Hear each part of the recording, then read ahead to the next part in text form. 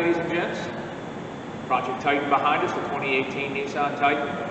Today we're going to install new front and rear speakers. Should be a pretty easy project.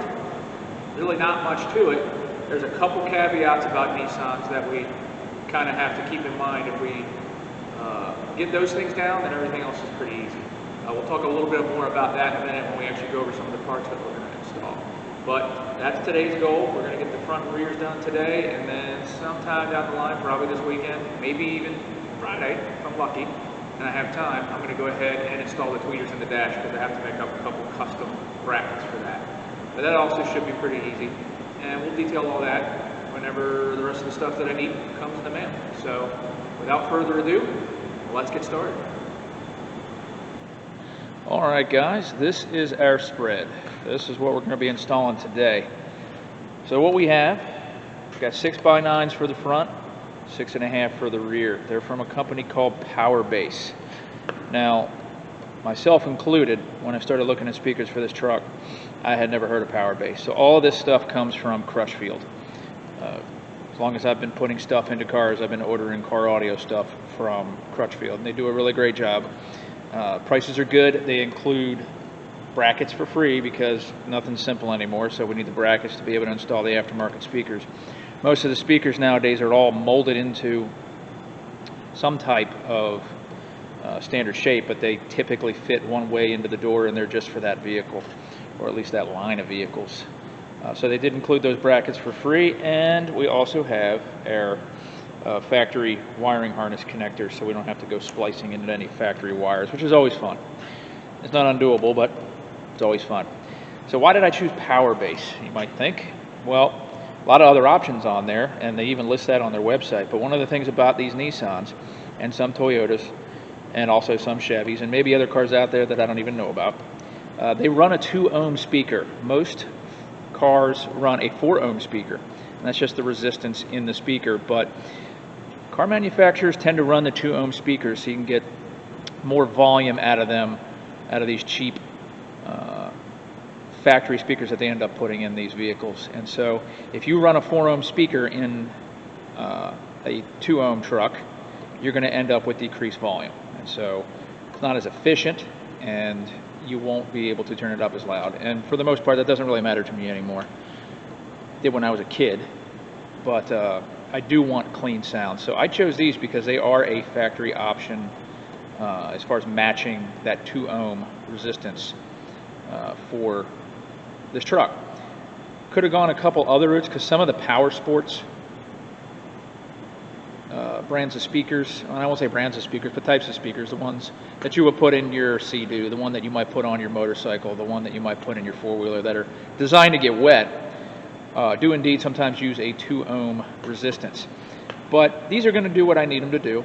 I ordered some matching tweeters that are voice matched to these that we are going to install, as I said before, down the line here. The ones that go in the dash on the Nissans are, I believe, a 2.5 or a 2 3/4 inch mid-range, which is kind of odd to me, but I guess they put them in there because it's what fits, it's cheap, and it'll cover a couple different spectrums of frequency response. But everything I've read says this is a pretty good company. So far so good. The product looks pretty good. Magnets are not necessarily what you judge something on, but they're definitely going to be bigger than the stock ones. Cones are a polymer cone with a butyl rubber surround, so they're going to last a lot longer than the paper cone and the perhaps the accordion surround or the foam surrounds that you find in a lot of factory speakers. Don't remember whether these are silk dome or aluminum dome tweeters, but I don't really care these days. So we'll see. I think anything's going to sound better than stock. And why would I not just replace the radio? Well, I could upgrade to a radio that doesn't use a 2-ohm speaker. So when we come into the truck, one of the things that you're going to see, and it's not on right now, but even if I just press the button, yeah, you'll see it light up, right? All cars have these things nowadays. You can hear the factory system and my tiny factory radio. It's got a backup camera in it, which is great, but it does connect from here to here for some of the vehicle information stuff. So I want to retain that. If you get a new radio to put into this thing. A lot of the times, this stuff right here, now you still get some of your vehicle reporting, like your tire pressure monitoring, stuff like that, but I like to be able to change the radio channels from my steering wheel. I need an external controller for that if I were to replace it. That would allow me to continue to use the factory controls. And I would probably lose the radio information and some of the other stuff on there. At least that's what I've read. And all in all, the radio is not bad, but I do plan on upgrading that to the factory navigation. Again, cars these days are coming with huge screens. 12 inches on a lot of the Dodges out there. The new Ford F-150, the 2020 ones are using a 12-inch display. I'm not into all that. If you really want to, you can get a Phoenix Audio display. It's a company that basically uses an Android tablet that replaces the whole center part of the dash with the radio, including climate controls and everything else. But one of the things you miss out on is, for this model truck anyway, is Sirius radio. And I have some pretty decent commutes, about an hour each day. It's not the only vehicle I use to commute, but when I drive this, I like to have Sirius, since we're kind of across a couple states, so when I'm headed to work. And I would have to stream that through with the app, and I just don't really want to do that. So we're going to try to keep the factory navigation when I buy it. You can get them on eBay for like $250. It's not that big of a deal. And all you have to do is get the GPS antenna, and you can have the GPS in your vehicle. Right now I just use my cell phone, but again, yeah, factory audio isn't always the best, but the head unit will work for me for now, and then if I decide to replace it with another one down the line, should be pretty straightforward for that too. But enough about that for right now. So with that said, let's get started on this install. So real quick, let's talk about door panel removal. So front door panel of the vehicle on the driver's side. Obviously the one on the opposite side, front of the vehicle, is going to be the same. But there's not much that holds these things on. So let's talk about this right off the bat. Right along the top of the door panel here, you have a lip, kind of an L-shaped or J-shaped channel that sits into the channel of the door panel. And so it kind of hangs on there. So keep that in mind when you're trying to pull this thing off. But otherwise, all around the perimeter of the door panel, we've got clips. And I'll show you the toolkit that I'm going to use. I've had that for a couple years, just to, one, not damage the vehicle when I'm trying to pry against the painted surface underneath, but two, spread out the force and allow me to pop the panel off, because it's probably only 5 or 6 clips that hold the door panel onto the vehicle. And then my understanding is, because I haven't gone much farther than that, but I do know how these door panels are built, I can pop this off. There's a little rubber cover in here, and we'll show that in a minute. And there should be a 10mm bolt behind there. There should be a 10mm bolt behind this little plastic cover here, where I put my pick in there. I should be able to pop that off and reveal it. And then I should find another, once I pop this off, this whole thing should pop off if we just pull up on it. Should find 2 more 10mm bolts behind there. Remove those, and theoretically, outside of prying out those clips, the door panel should come off. Obviously there's a wiring connector back here that we have to disconnect, and then once we take this off, there are 2 cables that actually connect for the door latch system that should be pretty easy to take off. If not, we'll just hang the door panel out of the way, and it'll allow us to get down to the speaker. Again, the front speaker is a 6x9. You can actually tell by looking at it that it's capable of holding something that's a little bit bigger than usual. You don't usually see too many 6x9s in front doors. I can remember back to the 80s, it was always a package tray type thing. My mom had an old Chevy Nova, and that's well, she had some Jensen Stillwater design 6x9s in her 1978 Chevy Nova.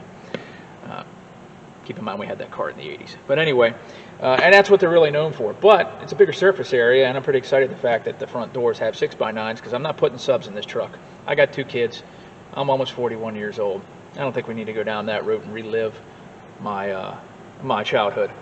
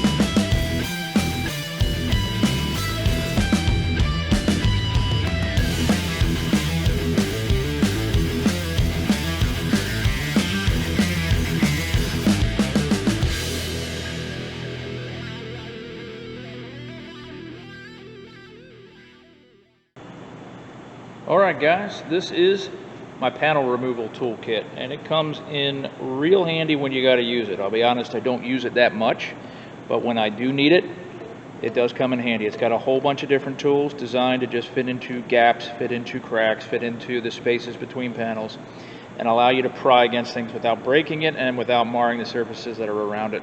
You still got to be cautious, right? You have to be very cognizant of what you're doing, and the tool is only as good as the user. But I think I got this thing for like maybe $15 on Amazon, and it's come in handy quite a few times compared to using a screwdriver, which I'm sure at some point we all have done. But do yourself a favor, invest in it, especially if you're going to be doing any kind of work on the interior of a vehicle. It'll make those projects go a little bit quicker and a little bit smoother. There is no substitute for having the right tools.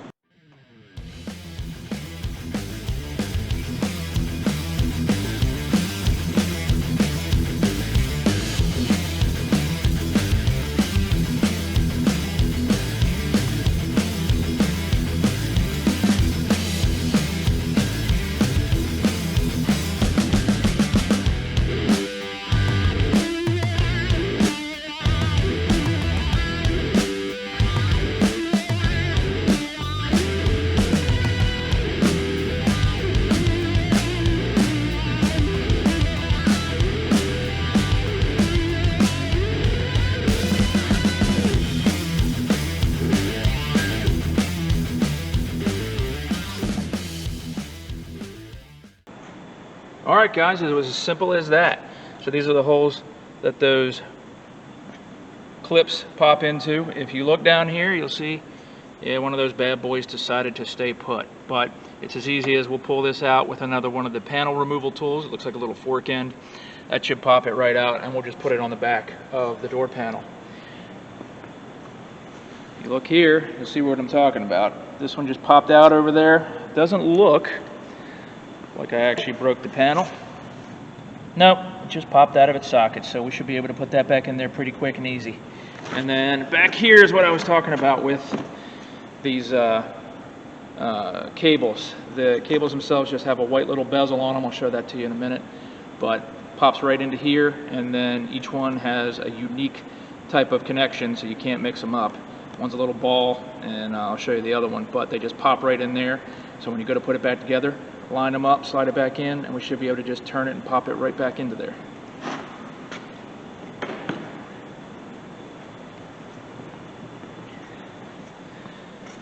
These are those connections I was talking about. You see, one is shaped kind of like an L, and then the other one's just shaped like a ball, and they just pop right into the side of the door latch assembly.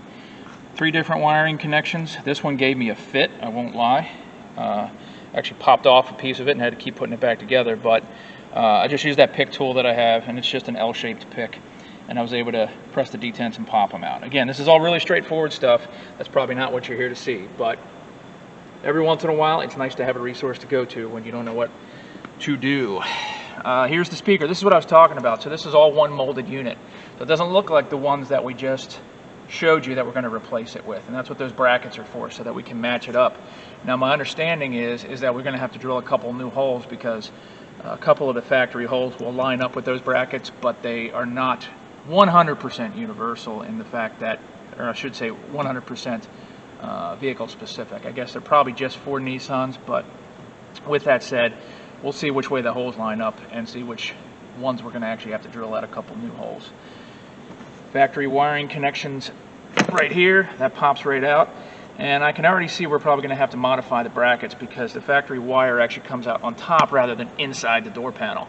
Well, that's where the connections are for the speaker and the new wiring harness. It's going to be inside the door panel once we put all this together, so I'm either going to have to cut a little slit in the new bracket, or I'll come up with something. I always do. But I want to keep this connection on the inside of the door panel, so it's not inside, I should say the outside of the door panel, so it's not on the inside and exposed to any water that comes down the channel from the outside into the door pocket. Right here is that channel I was talking about. This one happens to be a weather stripping channel, but you can see right here on the pinch weld the seam of the opening for the window. The door panel just hangs right on here. Good news is I also didn't scrape my tint when I took it off. I'm not going to say I was worried about that, but the way my luck goes, it was at least a 50% possibility. And again, back to work.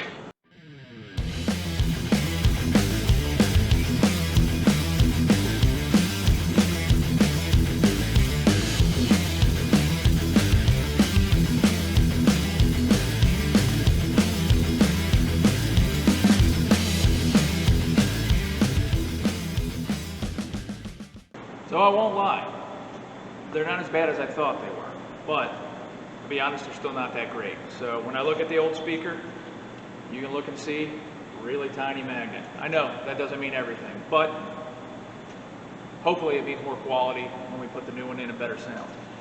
The cone material actually is a polymer cone material, which is actually pretty cool. You don't see that too often, but the surround is just a treated cloth surround, and it's pretty cheap. And these are our tweeters. They have a whizzer cone type tweeter that just kind of works off of whatever the woofer's putting out. So all in all, they are pretty cheap. But they've done the job to this point, and if you look on the back, we'll see if we can get that to focus in some. 2 ohm. So they are indeed 2 ohm, max of 40 watts, which means most likely, these things can't handle that much. Probably maybe 10 watts if we're lucky. But these are going in the dumpster now, and it's time to get the new ones prepped and ready for installation. Alright guys, here's what I found out. We've got the speaker all mounted up in the bracket, and yeah, these are more of a universal fit bracket. I actually think they're a Toyota bracket from what I could read off of the label. They don't come with any instructions, and that's not that big of a deal, but I lined it up, and yeah, it looks like I can get 2 of the bolt holes to line up. Now, one of the things is, this is a Metra product.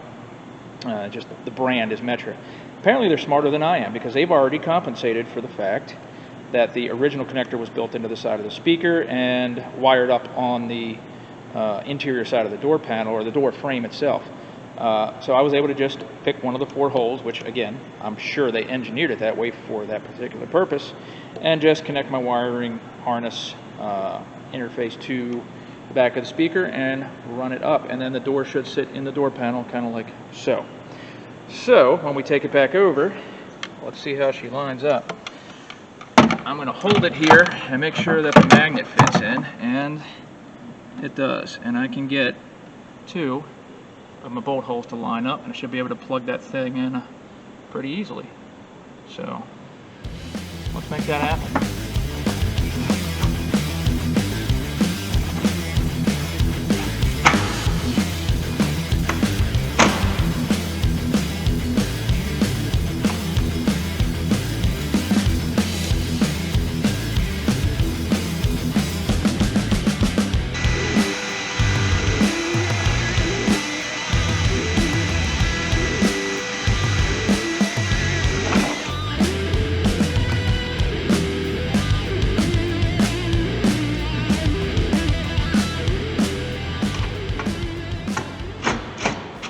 Alright, that's done. As they say in Great Britain, job done. Wiring harness is connected. Factory bolt, sheet metal screw. Not provided, but I got a stock of them. So next, we're going to see how it sounds before we actually put the door panel back on. And then we're going to hook up the controls and make sure that the window rolls down without getting stuck behind the speaker. It doesn't look like it penetrates too far in. They say that these speakers fit, because we always trust what we read on the internet, right? Absolutely.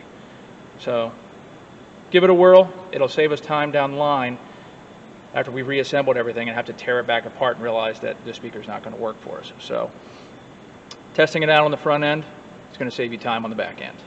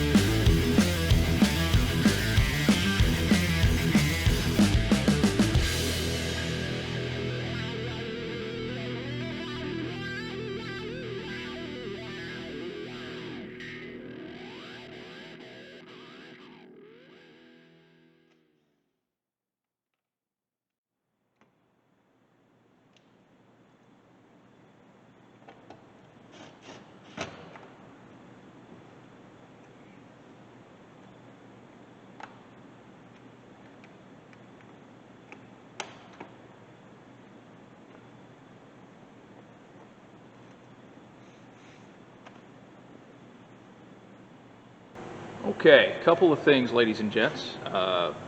Pretty painless as I expected. However, as with everything, there's always a couple hiccups. Reinstalling the door panel, I'm not going to say it gave me a fit. It didn't. It was a little bit more of a hassle than I wanted it to be. The only two things that came up, there's actually a couple of those white clips that hold the door panel on up here as well. So when you pry the door panel out from the top and then slide it up off of that channel, those pop out as well. When I went to put it back in, they kept popping off because I didn't know they were there. Now that I did, I was able to go ahead and line them up and pop them right back in. And then somewhere right about here, right next to one of those pins is or clips, is an indexing pin. You just have to make sure that that goes into the hole in the door structure itself so that everything will slide back into place. And then you just pop all of those clips back in. So, proof of concept, really. We'll move on to the back door now. We're going to get right to it, pop the door panel off, and then I'll check back in when we actually talk about the brackets for the rear doors, because we do have to make a couple modifications to those according to the instructions to make sure that the speakers fit into the area that we want them to. So let's get set up and we'll get that other door panel off and get back to work. Alright guys, new speaker mounted up. Maybe I gave a little bit too much credit to Metra as far as thinking ahead for these wiring harnesses and the bracket combination and the vehicle. Because this one doesn't actually have a way, even though it's the same design, to run that cable through the side of the new speaker bracket, but very easily defeated. I just drilled a 3/8 inch hole and just mounted my speaker in such a way that I could run it right to the speaker terminals back there. As predicted, I actually did have to remove 1, 2, 3, 4, 5 tabs on the inside. They're actually for smaller speakers. You break them out and then the new speakers will mount on this outer ring here. They're already pre-scored. Just take a pair of pliers and pop them right off. They'll bend against it and they'll come right off the bracket. So let's see how these things fit. But so far so good.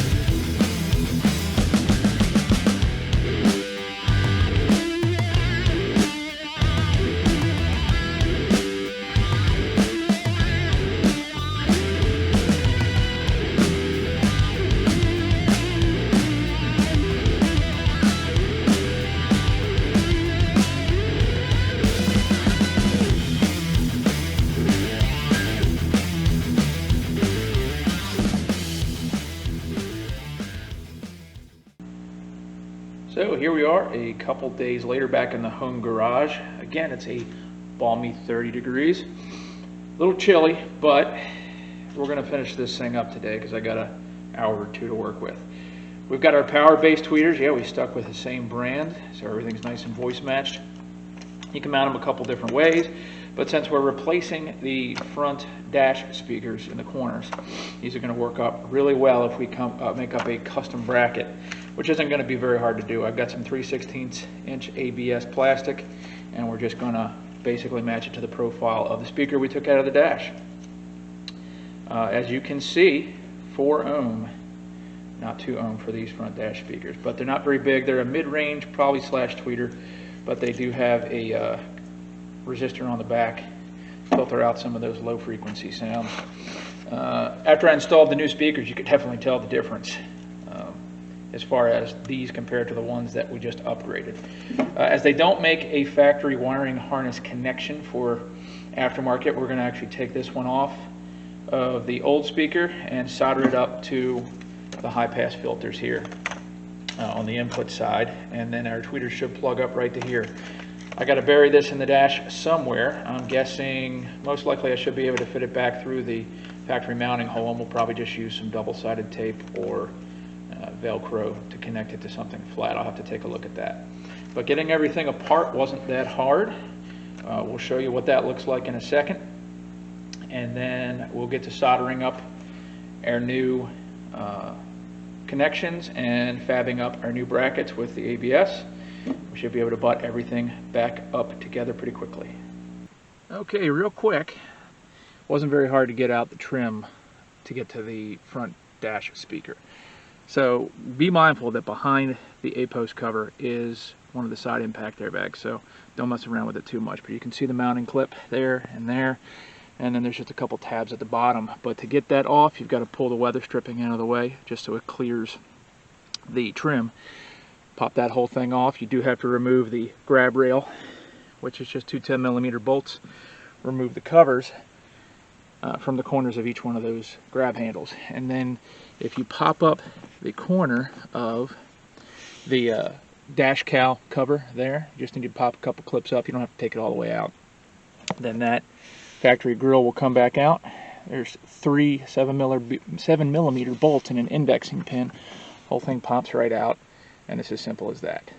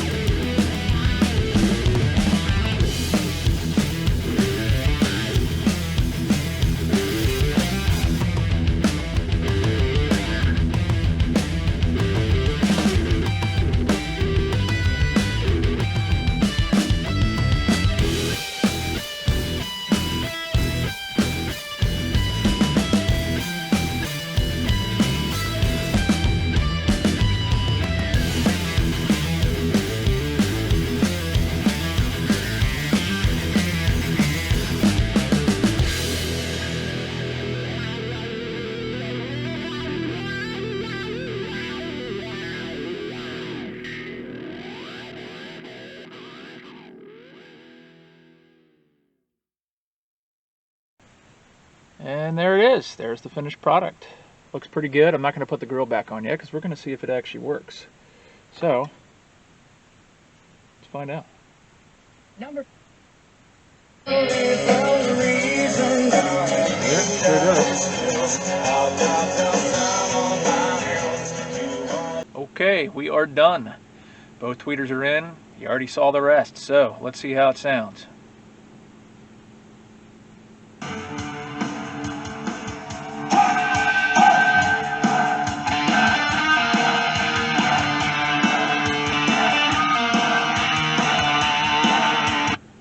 Alright, we don't want to do any copyright infringement, and you're not here to actually hear it, but my ears tell me that this is better. At least better than the factory system, and that's all I really wanted, if you remember what I said at the beginning. So, job done. I don't know what we're going to do next, but I can assure you it's going to cost us money. And by us, I mean me. Thanks for watching. Leave your questions in the comments below. I'll do my best to check them. Otherwise, I will see you later.